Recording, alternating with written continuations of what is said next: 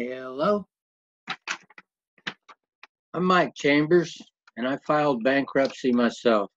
I had a lot of garnishments. My wife was sick, had cancer, and after she died, I was homeless.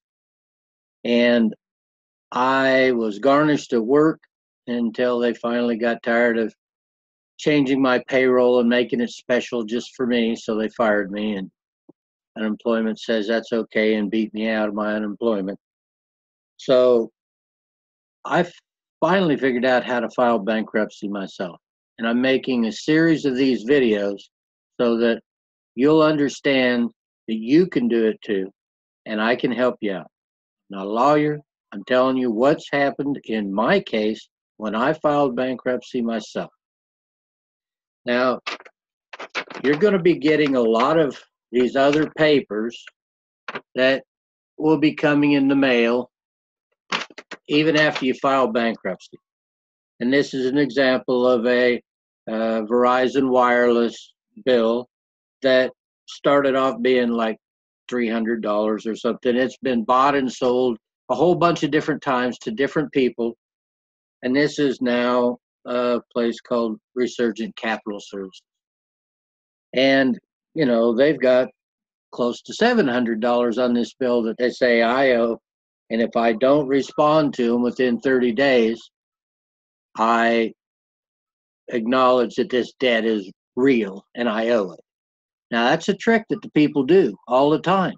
If you don't respond and you don't reply, you end up owing that debt. So what I had to do was I called them up and I informed them that I filed bankruptcy. I gave them my case number, and they looked it up, found that I had done it, and I had filed under one of the previous people. I had filed the original Verizon debt, which was around $330. And I had filed that original debt. And therefore, all of these other ones aren't going to count. If I was to say, this is my debt, sorry, I didn't include it on the bankruptcy, and I try to include it in the bankruptcy now, I have to add it before the other creditors go to the creditors meeting, and that would put off the whole procedure. And if it's not included in your original filing, you have to pay to add this one to the court. It's around $125, I think, to add each new case if you do it before.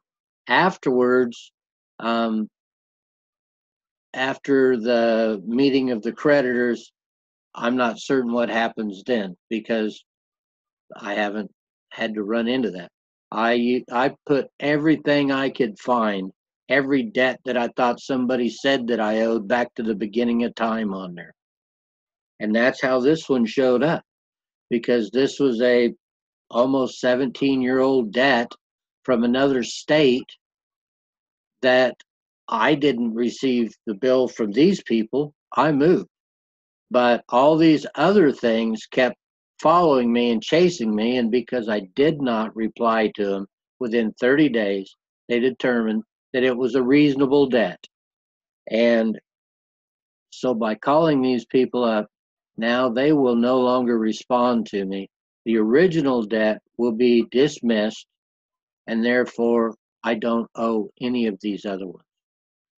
I'm just trying to help you understand what can happen and how you don't need to worry about it. The bankruptcy proceedings are very clear and precise. Once you file, everybody pretty much has to stop everything.